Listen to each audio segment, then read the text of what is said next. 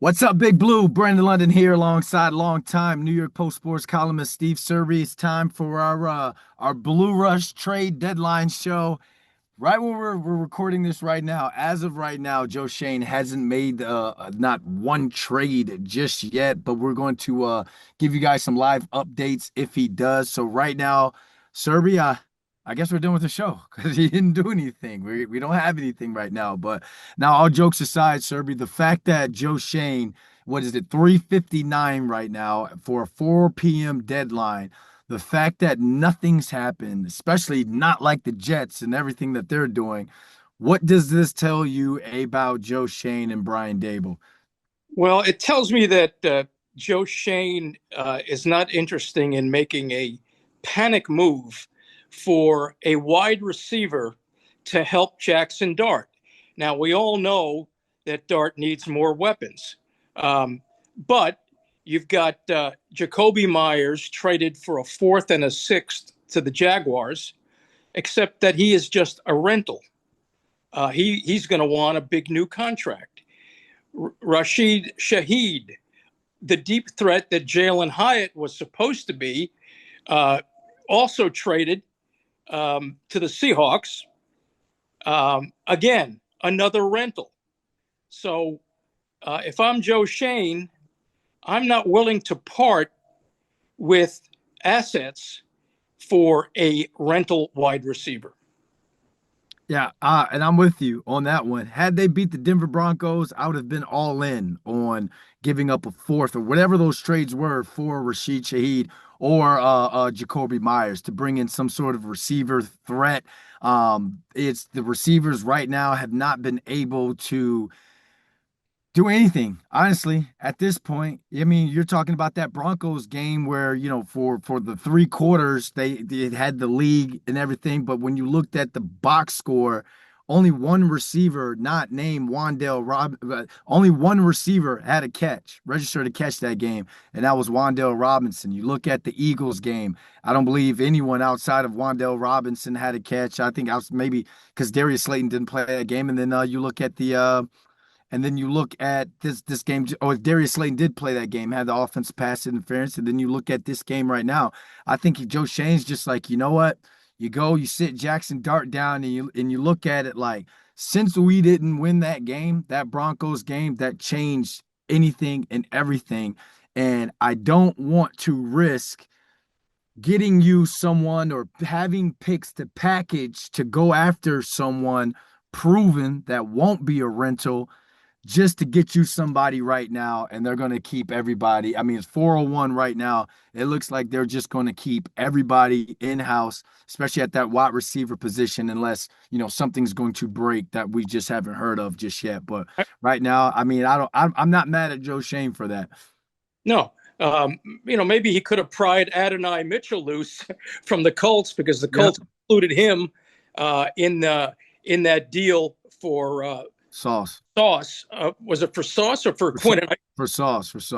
Okay, yeah. And Adonai was a second round pick in 2024. Unfortunately for him, he's best known for dropping the ball before scoring a touchdown. But he could be a factor in the years to come. He's an interesting prospect. But again, Joe Schoen was not going to unload the boat for Jaylen Waddle. The Dolphins were not interested in trading Jaylen Waddle. And Chris Olave, another former first-round pick, comes with some concussion baggage. So that's the last thing Joe Schoen needs to do is take a risk on someone like that. Best ability, availability. And then when you talk about these rentals, Wan'Dale Robinson's contract is up at the end of the season. I think he's shown that going with the Daniel Jones and Russell Wilson kind of unlocked a new side of Wan'Dale Robinson when they were stretching the football and pushing the football down the field. He's shown that they're not going to break the bank to bring him in, but I think that's a key piece or a piece to build off of going towards next year.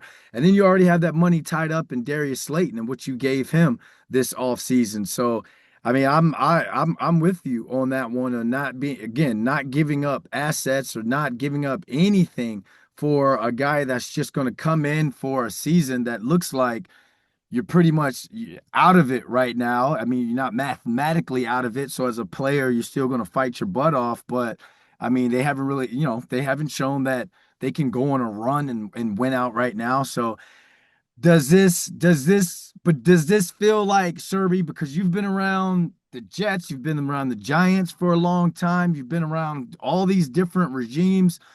Does it feel like Mr. Mara kind of told Joe Schoen No, not to go out and do this because maybe he's on the hot seat or his job is in question right now? You don't get that inclination. no, I really don't. And again, uh, Godspeed to Mr. Mara for Yeah, his cancer battle, of course. for But, sure. but John Mara, he let Joe Schoen handle the Saquon Barkley negotiations, and much to John Mara's sleepless nights. But he's not going to meddle in letting Joe Schoen do his job. And by the way, I don't believe Joe Schoen is on the hot seat. I've maintained that from the start of the season. Yeah. I believe that he's made his mistakes. We know that. Evan Neal, Deontay Banks, both first round picks. Jalen Hyatt, third round pick, traded up to get him. Um, but there is more talent on this Giants team, and I believe this is the most talented Giants team that Joe Schoen and Brian Dable have had, even more talented than the playoff team from 2022. I've maintained that ever since from training camp on. But look, every GM makes mistakes. I believe that Mr. Mara does not want to uh, overhaul the front office. However, that would mean that Brian Dable is on much more of a hot seat than Joe Schoen is, and I think Mr. Mara likes the structure that Joe Schoen has set up. I believe he likes the depth behind Joe Schoen, Brandon Brown, etc. And I expect Joe Schoen to be the GM next season. I cannot say the same thing about whether Brian Dable will be the coach next season. I'm not ready to punt on Jalen Hyatt just yet. I really felt like if you were I did a video yesterday for the post and we did like who I would want the Giants to trade. And I said Jalen Hyatt, and it wasn't because I don't think he's good or oh, he's not a fit for the Giants. I think that Jalen Hyatt would be the next Giants player to go on somewhere else and have a little bit more success. Maybe not Daniel Jones or Saquon Barkley's success, but at least Eric Flowers' success or Eli Apple success. Because I'm not ready to punt on that kid, but yeah, man, like I'm with you on that, and I tell people all the time, like I really think Joe Schoen like has when he said we're this team is a quarterback away. I really that was him kind of not so much puffing his chest out there, but putting his resume out there like, look what I've built. We've got the potential defensive player of the year on that line. You've got Kayvon, you've got Dexter Lawrence, who may not be playing up to his production, but he's still Dexter Lawrence. You have potentially the offensive and defensive rookies of the year on this team. So um Yeah, and don't forget that Joe Schoen engineered a trade for Brian Burns. yeah, That yeah. kind of gets lost in the sauce, so to speak, while we're on the Sauce Gardner topic. But that was a bold and excellent move by Joe Schoen, which kind of was lost in the shadows last year when Saquon was busy rushing for 2,000 yards and winning a Super Bowl. But Brian Burns, look, I can't fault Joe Schoen for valuing a pass rusher like Brian Burns over a running back, even as great as Saquon Barkley is. Yeah, and Positional value. use some of that money that you saved up for Saquon to be able to restructure or extend Brian Burns on that contract. And you look what he's able to do in his second year here with the Giants. We heard a lot of grumblings about Kayvon Thibodeau all throughout the year. Buffalo could be calling, Atlanta could be calling. There are teams out there who need a pass rusher, and Kayvon's one of those guys who I don't even think of as a pass rusher per se. I think of him as just he's a Draymond Green on that defensive line in terms of he does more than just rush the passer, plays the run pretty well, and he's having himself a pretty solid season this year. You heard some grumblings about is Dexter Lawrence? Could he be up on the trade block? Are you surprised Joe Schoen didn't trade one of those guys, or do you think that the ask just wasn't too high? Well, I think if Joe Schoen was offered a first round pick, I think he might have bitten on that and traded Kayvon because he's going to have to pay him soon. Kayvon is not the impact player that he was expected to be as the fifth overall pick in the draft, but he's a solid foundational piece. Yeah, you can win with the right quarterback. And it looks like they have the right quarterback. Uh, Whether they have the right coaches in place uh, to get the Giants where they want to go is another question. Shane Bowen obviously is on the hot seat and should be, and Brian Dable, 2-7 again for the third straight year. At some point, you got to win games. Um, so, Yeah. but Joe Shane's not on the hot seat, and it would have taken a first round pick. If I was offered a first round pick for Kayvon, I would have done it. I would have taken the first round pick. And as far as Dexter Lawrence, sounds like you've been talking to Carl Banks, Brandon. I've been reading the New York Post. Right, that was I did an interview with Ryan Dunleavy, and he had Dexter Lawrence's not so much his name on the block, but he asked him, does he still want to be here? And Dex said, yeah. So when we have this thing where we're thinking a player may be disgruntled or whatever, and his name gets thrown around. I was just kind of figuring like maybe like who knows? Because I mean, if you look at it, Dexter Lawrence is a different version of Quinnen Williams. Outside of that 2022 season, Dexter Lawrence really hasn't had success here, personal success, but not team success. So could that be could not so much disgruntled, but can that get to a player? Yes, Oh, yeah. that can get to a player, but he looks at himself as a glue guy here, and Joe Schoen obviously looks at him in the same manner. And I mean, I think that people would have been more upset with Joe Schoen if he traded away Dexter Lawrence than people upset with Darren Muji for trading away Quinnen Williams. Oh, no question. We see so often, and we saw this with the Jets trades today, how a player can become disillusioned, disenchanted, and beaten down by all the losing. The Jets haven't made the playoffs in 15 years. Quinnen Williams is in his seventh year of losing. Sauce Gardner is in his fourth year of losing. And now Sauce Gardner has a chance to go to the playoffs and maybe win a Super Bowl in Indianapolis. Yeah, yeah. That's for Quinnen. The Cowboys, in my view, are not a Super Bowl team, but um, at least they'll have more of a chance than uh, in this latest New York Jets rebuild. As far as Dexter Lawrence, yeah, he wants to be a Hall of Fame Giant, still wants to be, and he's getting double teamed an awful lot, even now. And I don't believe his play is as bad as has been talked about, but he is not the same player as far as making an impact and imposing his will on a game.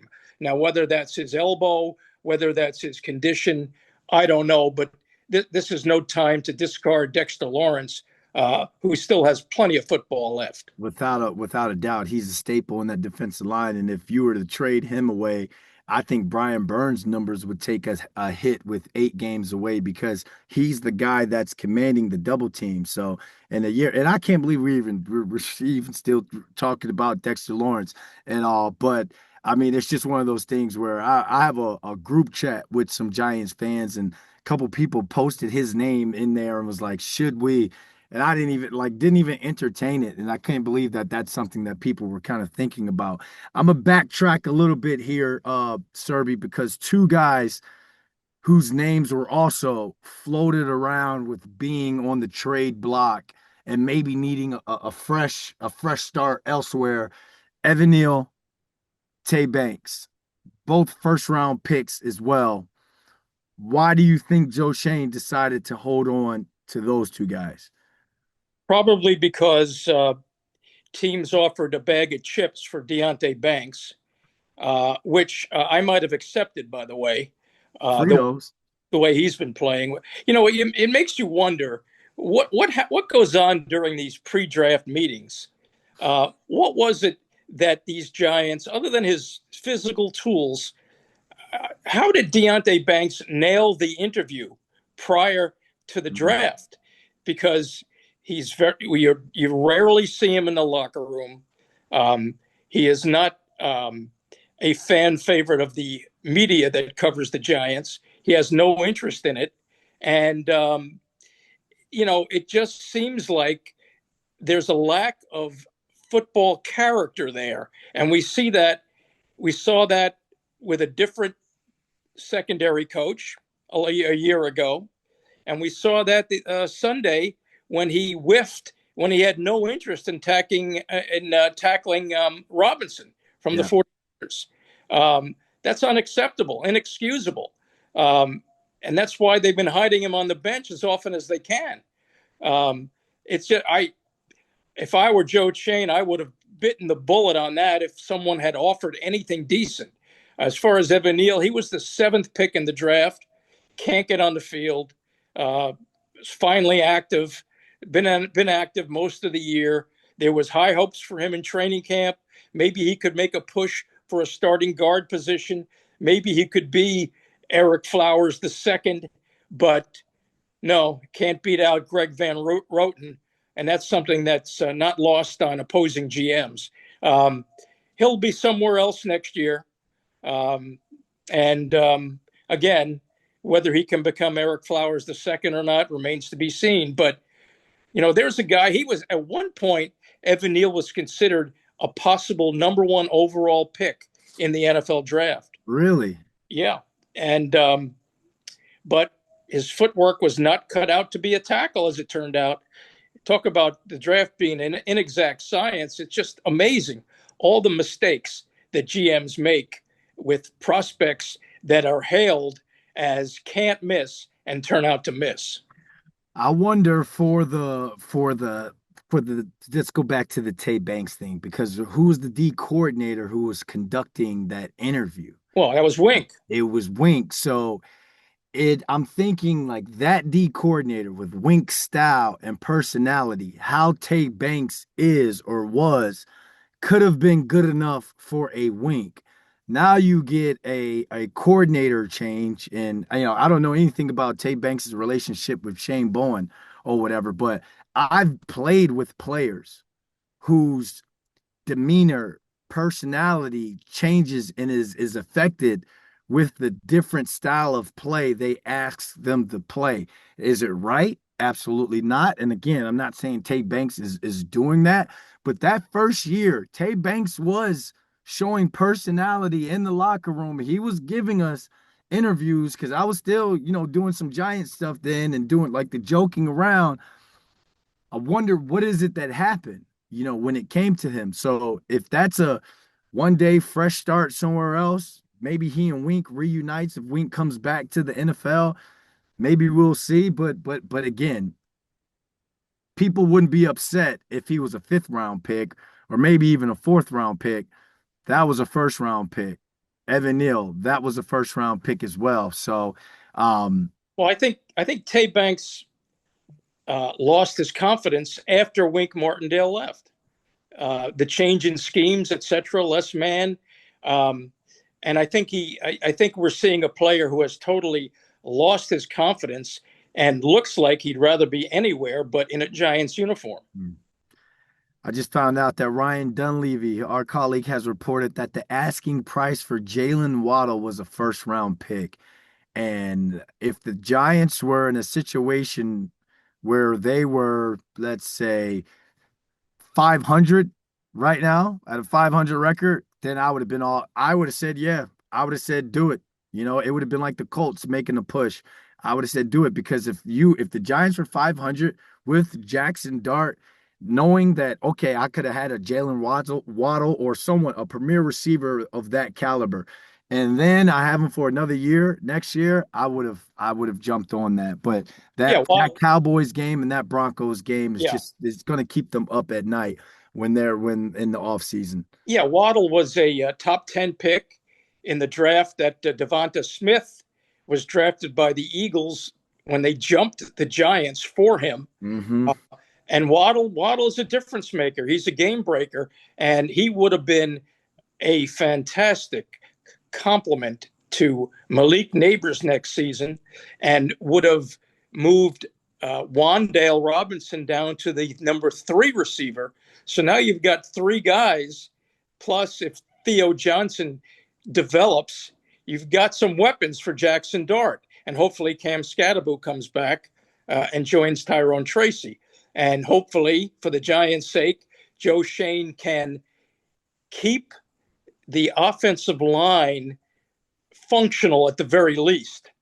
The offense Shane has improved the offensive line with Illuminor at right tackle, but there's more work to be done, Yep. especially on the interior, where John Michael Schmitz has not lived up to his second round billing, and Greg Van Roten would be an ideal swingman inside. I know we're supposed to be talking about what Giants trades were made, but there were none. So we're looking ahead a little bit. We got about what 5 minutes, 5 or so minutes left, Serby. So with that first round pick that Joe Schoen has, let's say he gets the stay of execution again when John Mara comes and talks to you guys or what January 6th, 2026, because it was the sixth this following year. I mean this 2025 year. If he says, all right, we got the stay of execution, what does Joe Schoen need to do or get with that first round pick next year? What would you do? I would pick the best available offensive lineman I'm with you. to I'm with you. protect Jackson Dart. Yep. Jackson Dart, as we have seen, will risk life and limb on the football field, and you don't want him taking all the hits he's been taking. He's been taking a pounding, but he's such a tough kid. But again, it starts with the offensive line. Um, I would re-sign John Runyon, depending on the cost. He's a character guy, quality guy, a leader in that locker room, and is young enough to play for a few more years. And but look, they need a center, they need a guard, and hopefully, I would like them to keep Illuminor because if Yep. they don't, they'll Yep. need a right tackle as well. Yep. So to me, it's offensive line. Of course, they need a corner too. They definitely need someone that they thought Deontay Banks would become. They got a Debo on the one side, and the other side right now is bleak. Um, and they're okay at safety, although Tyler Nubin has taken a step back this year, but it's no time to give up on him, No, former second round pick. So, yeah, offensive line all the way. I'm with you. And you're not a Cordell Flott. I think Cordell Flott is having the better year out of all of them. I think he, Yeah, as of right now, he is the CB1. So uh yes, I neglected to mention Cordell Flott, but he's got to I stay healthy. if he that's right, he's got to stay healthy. They got to put him on some weight program. He's still too skinny in my view. But anyway, yeah, Flott. I should have mentioned him. He's a keeper, but they could use more. They could use another corner. If you got a chance to draft a blue chip corner, you do it, but draft the offensive lineman first. Jordan Renan just tweeted that his understanding is they made the calls on some big players, but decided it was best not to give up substantial draft capital. What's the old saying? What's the old saying? Sometimes the best trades are the ones you don't make. Yeah, yeah. And with again, when you talk about that first round pick next year, it has to be on the offensive line. I want Jermaine Illuminor to stay. He has dog in him. There are times where some of the premier pass rushers will beat him, but he's stable. I would like to see things sure up on the inside because they keep running that inside run And if the name is not Scatterboo, it's just not getting any positive yardage. So you would like to see a little bit more push in that interior. And I would address the wide receiver and cornerback situation in free agency because I know you just paid Paulson Adebo and you would love to get a young guy in there on the books. Maybe you draft one in the third round or one of the or third or fourth round. But I would like to bring in a guy that could come in and play right away because the last thing you want to see, especially early in next year, is the Giants' defensive line to have success, but there's still big plays being made on the back end. Yeah, offensive line, wide receiver, and corner. In corner. And should we go linebacker as well? Well, you get Micah McFadden back, right? Michael McFadden gets nicked up, you know. Micah McFadden gets nicked up. In my opinion, he's the best linebacker on that team when he plays, but he gets nicked up a little bit too Yeah, much. he does, but linebacker is not a premium position. Okay, okay, Offensive line, wide receiver, and cornerback. Another wide receiver for Jackson Dart, and another cornerback to hedge yourself yeah, against Cordell Flott becoming injured again. So, yeah, let's do offensive line, wide receiver, corner in that order. I'm with it. Serby, wrap us up, man. Final thought. 8 weeks into the season, the Giants don't make any splash moves at the trade deadline. Now what? Well, the thing I'm most heartened about is that Joe Schoen did not attempt to trade Brandon London. That's what I'm most heartened about. Now what? Well, good luck. You're blaming me for the 49ers fans taking over. I was getting the crowd. I was getting everybody riled up. Yeah, but when you were raising your arms like that, the 49er fans thought they were talking, that you were talking to them. Oh, Yeah. man. What Yeah. was that like for you? I'm just curious. It was I honestly I was done by the time because it was fourth quarter, so I'm done and I'm in my suit getting ready for the post game show with Paul Dottino on MSG. And one of our producers, when we heard it, she was like, "Oh wow, I can't believe that they're saying let's go Giants." And I'm like, "Look around. That's all red. It's not those red jerseys I want the Giants to wear. They're not saying let's go Giants." And then she was like, "Oh." And it was awkward. And I haven't seen anything like that since a couple years ago, the Seahawks game, when the You Seahawks fans hush came. them up. You couldn't hush them up. I wish, but unfortunately, I am only one man. It's football players that's got to shut up, That's a good fans. point. But that brings us to the next home game. If the Giants return home 2-8, you're going Green to see Bay, what's that? Green Bay's coming in town, right? You're going to see a lot of Packer fans, a lot of cheeseheads in at MetLife. Oh man, That is not going to bode well for Brian Dable's future. So be nice for Dable if they can go into Chicago and surprise Caleb Williams, but don't return home 2-8 and expect no planes overhead or massive amount of cheeseheads in the stadium, because that's something Mr. Mara pays attention to yes he as does. much as anything else. The Giant fans giving up, apathy towards his team. And that's the last thing that Brian Dable can afford. Yep. Because what did he say with the whole? They could have traded Saquon at that deadline, but he didn't want people. What did he say? He didn't want people. He like they wanted to keep Saquon so people would still kind of show up to rally behind the player. But if Yeah, there's most popular player. You saw most more popular more player, jerseys in the stands yep, than any other. So yeah, apathy for the owner is a death knell for the coach. absolutely. Well, the Giants, as you guys know now, absolutely quiet on the trade deadline. Like Jordan Renan tweeted, they reached out, they made some calls on some big players, but they decided it was in their best interest not to give up some substantial draft capital.